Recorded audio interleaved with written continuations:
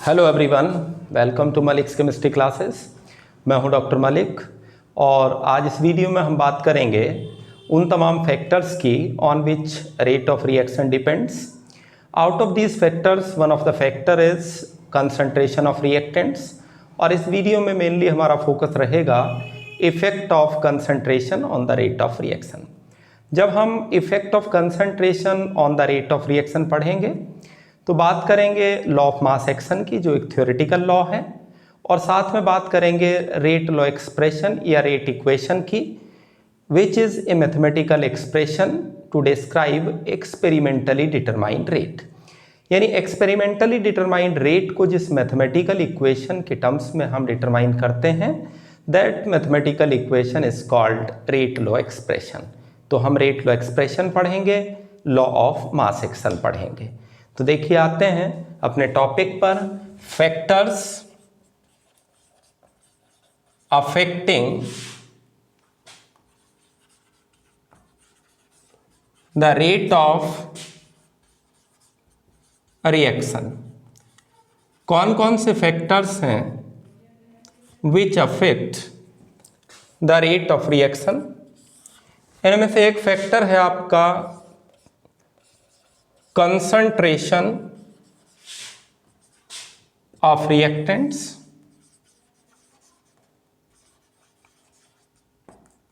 second nature of reactants,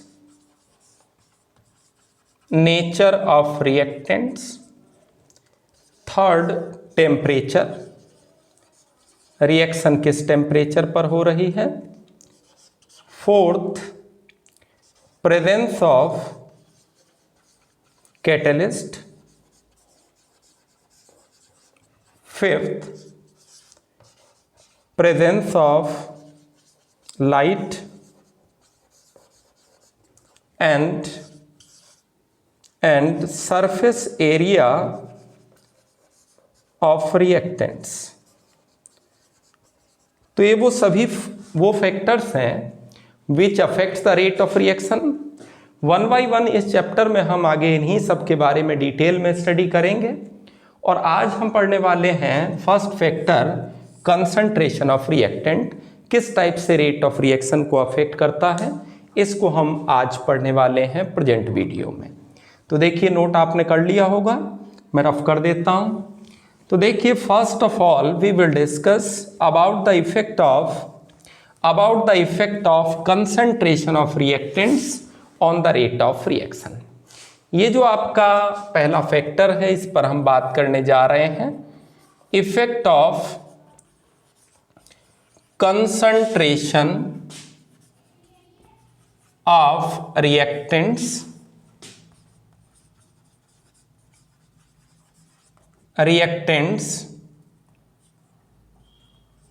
on the rate of reaction।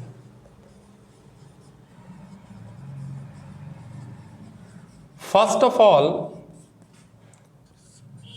सबसे पहले effect of concentration on the rate of reaction को study किया दो scientist Peter गुल्डबर्ग and कैटो वॉगे ने, और एक थ्योरेटिकल लॉ प्रपोज किया जिसका नाम है law of mass action, which is a theoretical law was proposed by Peter Goldberg and Cato Wogge। Law of mass action, it is a theoretical law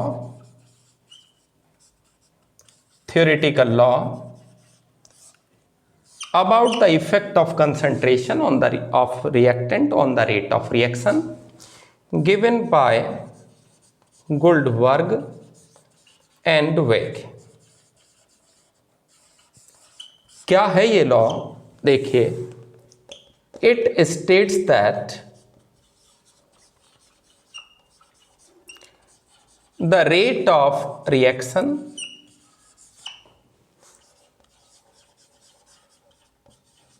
is directly proportional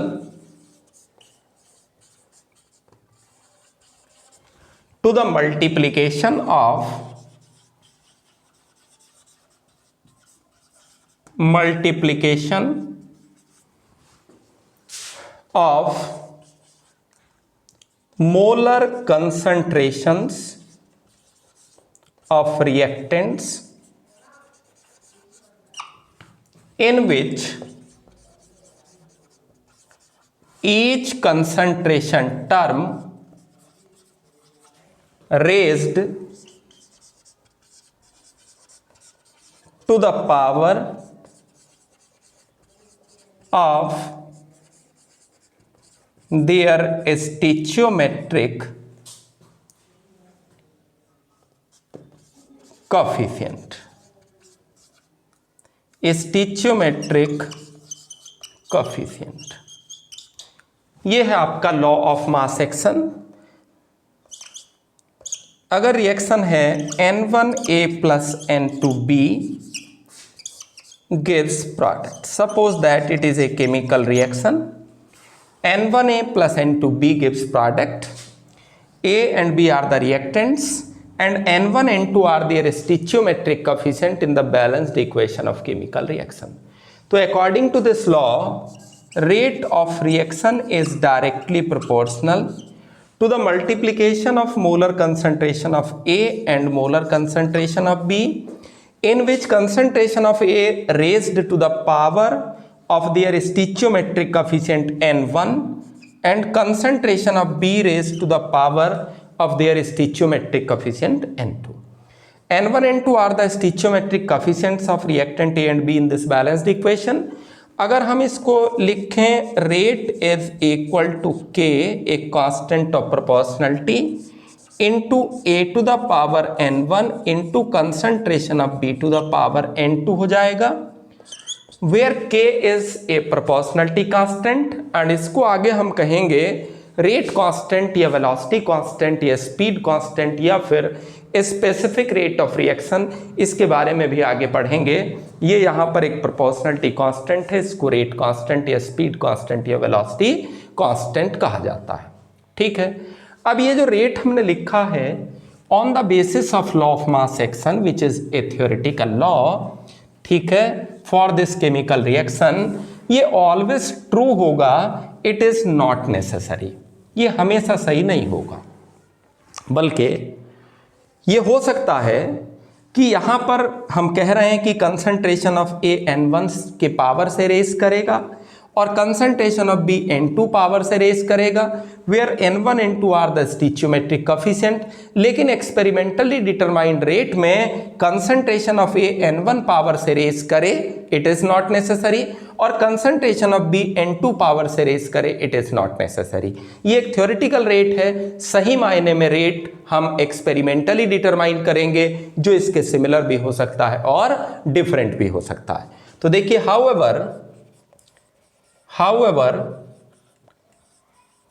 experimentally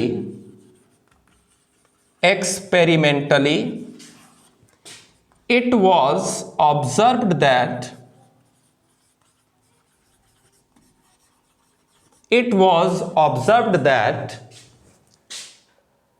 rate of reaction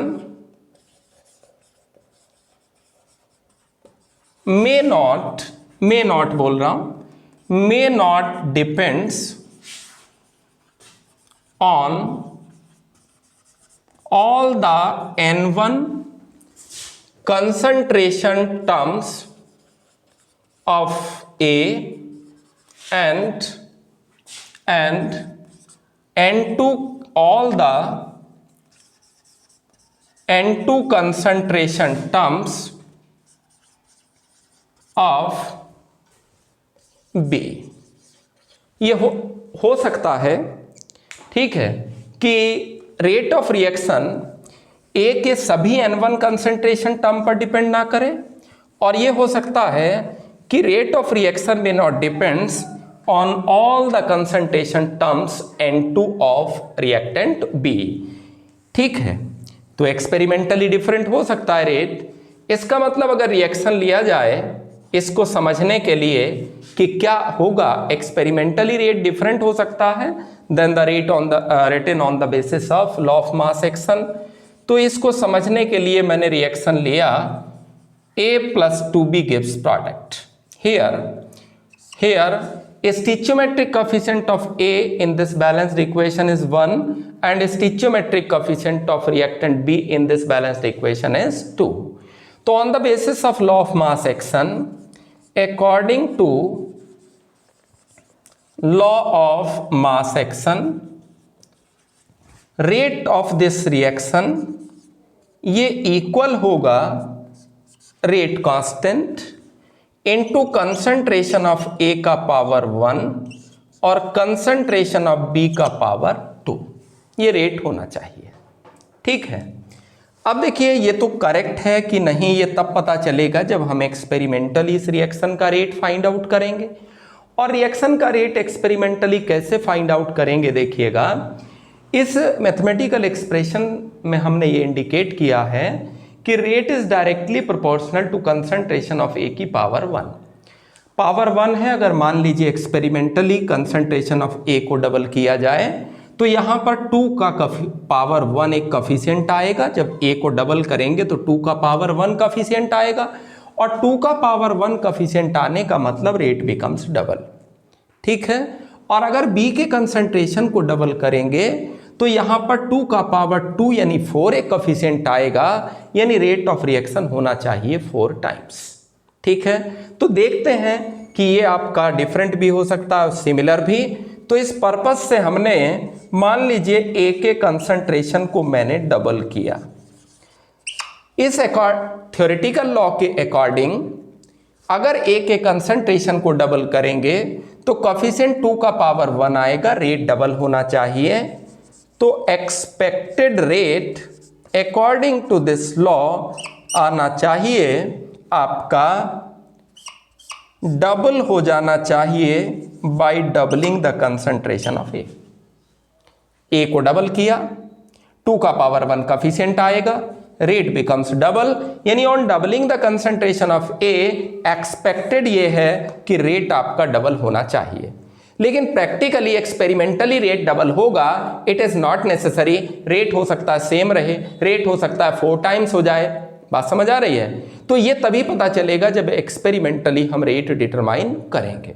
suppose that on doubling the concentration of A experimentally it was found that rate remains same. Rate में कोई बदलाव नहीं आता है on doubling the concentration of A. अगर A के concentration को double करने पर रेट में कोई चेंज नहीं आता, ये कह सकते हैं हम कि rate does not depends on the concentration of A के कंसंट्रेशन पर इस रिएक्शन का रेट डिपेंड नहीं कर रहा है, क्योंकि ए के कंसंट्रेशन को बदलने पर रेट में कोई चेंज नहीं आया है, rate remain same experimentally. Clear?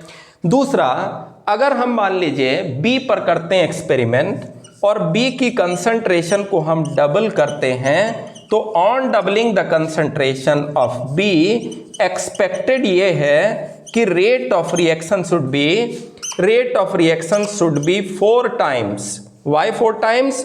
Because rate of this reaction is directly proportional to concentration of B to the power 2। तो अगर B के कंसंट्रेशन को डबल करेंगे तो एक कॉफिशिएंट 2 का पावर 2 यानी 4 कॉफिशिएंट आएगा, तो रेट को हो जाना चाहिए 4 times. According to this theoretical law it should be 4 times.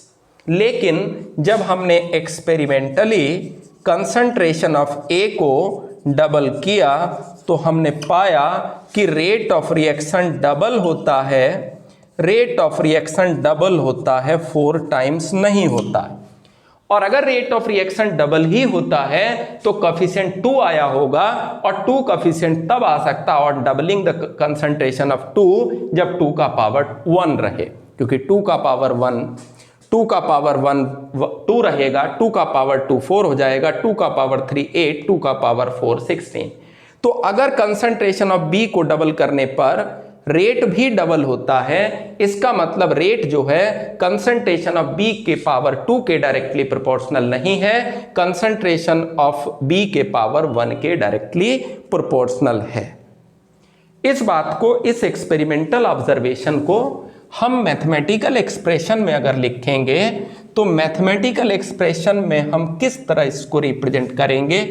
देखिए, अगर रेट ऑफ रिएक्शन बी पर, कंसंट्रेशन ऑफ ए पर डिपेंड नहीं करता, इसका मतलब rate is directly proportional to A का पावर 0, और बी के कंसंट्रेशन को डबल करने पर रेट डबल होता है, इसका मतलब rate is directly proportional to concentration of B to the power 1 not power 2। ये मैथमेटिकल एक्सप्रेशन आपका रिप्रेजेंट कर रहा है एक्सपेरिमेंटली डिटरमाइंड रेट को, और ये मैथमेटिकल एक्सप्रेशन थ्योरेटिकली रेट को रिप्रेजेंट कर रहा है।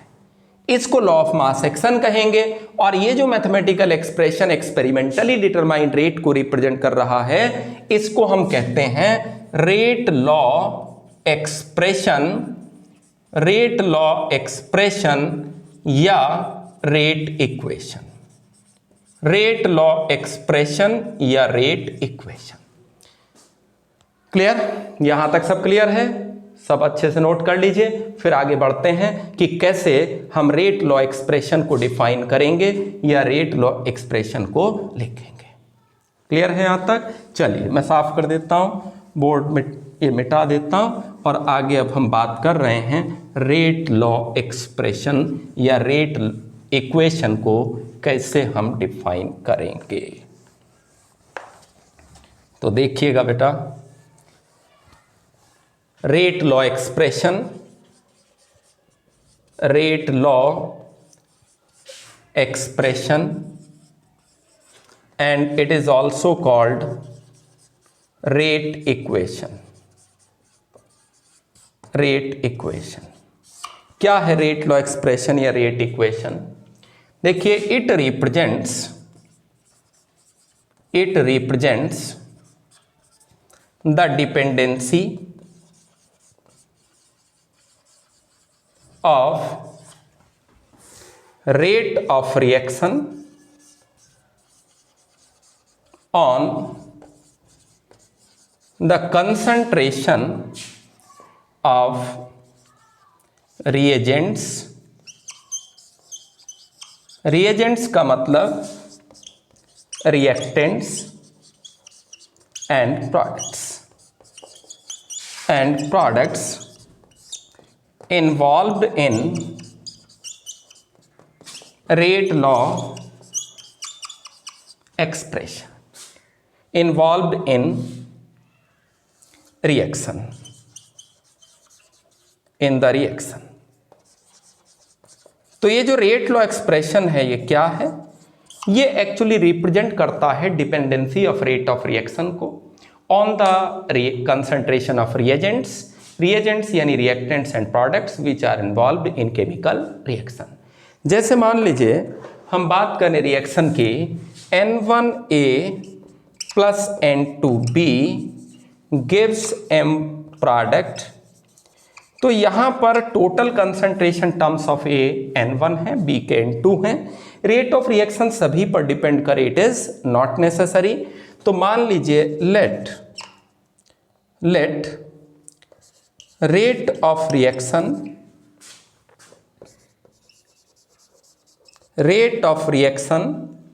Depends on X concentration terms of A out of N1 and Y concentration terms of B out of N2। यानी A के टोटल N1 कंसंट्रेशन टर्म में से only X concentration terms of A पर rate depend करता है, और total N2 concentration terms of B में से ओनली Y कंसंट्रेशन टर्म्स पर रेट डिपेंड करता है। Rate of reaction depends on X concentration terms of A out of N1 and Y concentration terms of B, concentration terms of B out of N2। तो mathematically हम इस बात को कैसे लिखेंगे?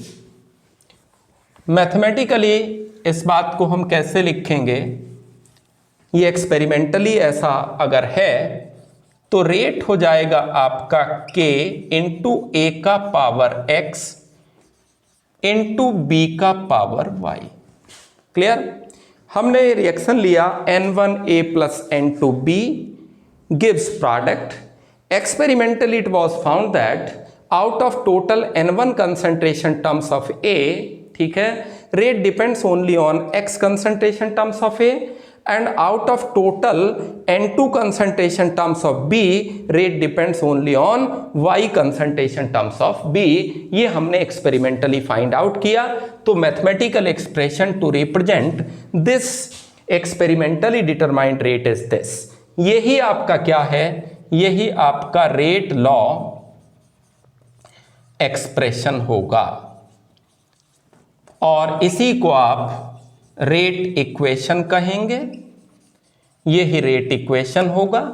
यहां पर ये जो k है, इस मैथमेटिकल एक्सप्रेशन में ये जो आपका k है ये रेट कांस्टेंट होता है। तो where k is called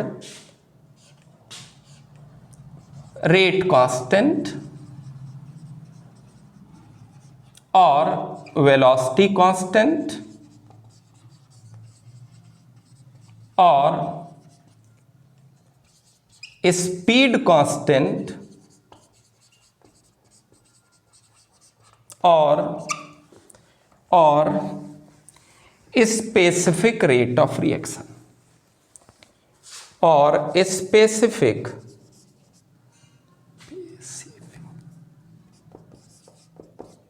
rate of reaction. It is also called specific rate of reaction। ये क्लियर है बेटा? अब अगर मान लीजिए इस k के बारे में थोड़ा डिस्कस करें कि रिएक्शन में अगर A का कंसंट्रेशन इक्वल टू B का concentration equal to 1 mole litre inverse रखा जाए। रिएक्शन के दौरान बीकर में concentration of A equal to B equal to 1 mole per litre लिया जाए तो देखिए 1 का पावर x 1 रहेगा, 1 का पावर y 1 रहेगा। तो rate of reaction becomes equal to rate किसके इक्वल हो जाएगा? रेट इक्वल टू हो जाएगा रेट कांस्टेंट के। कब? when the concentration of each reactant taken as unity। इसका मतलब ये जो रेट कांस्टेंट है it is actually the rate of reaction when the concentration of each reactant taken as unity।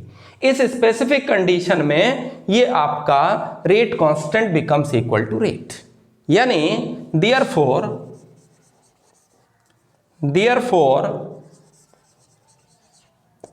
the rate constant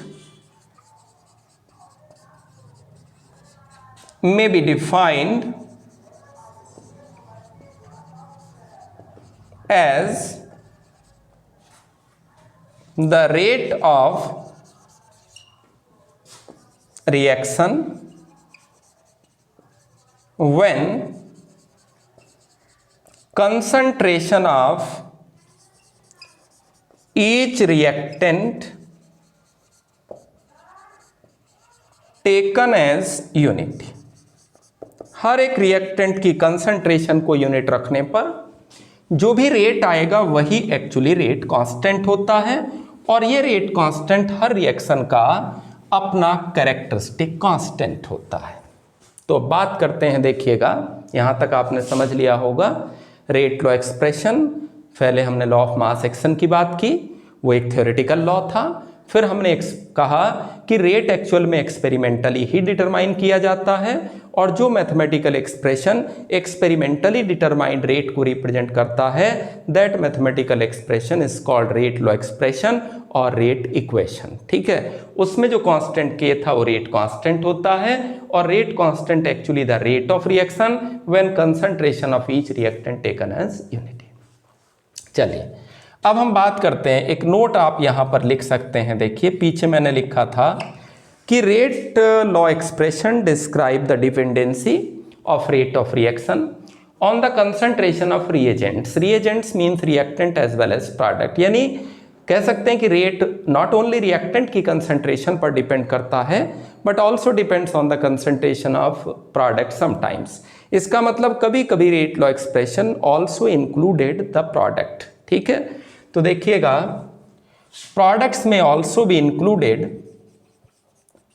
products में also be included in the rate law expression. Rate law expression में कभी कभी products भी include हो सकते हैं।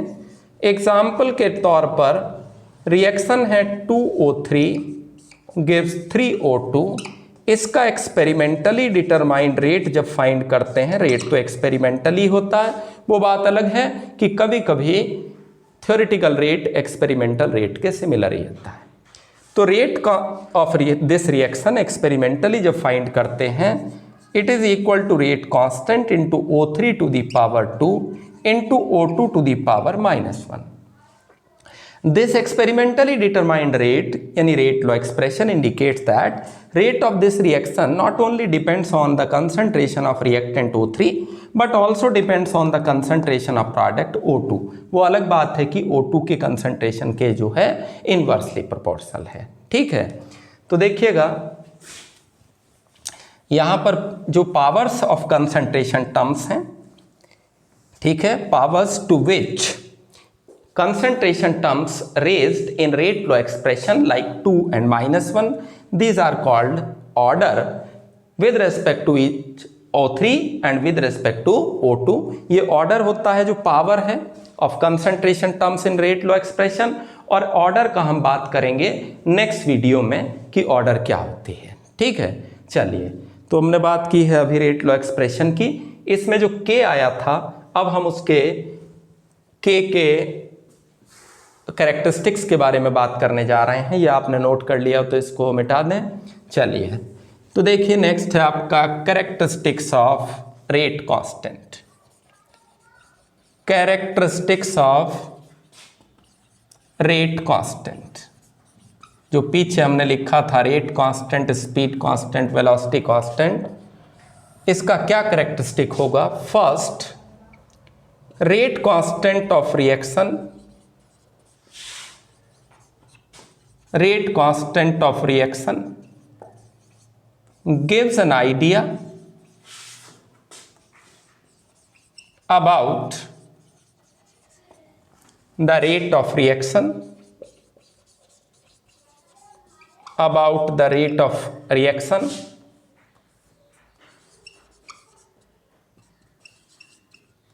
greater the value of K,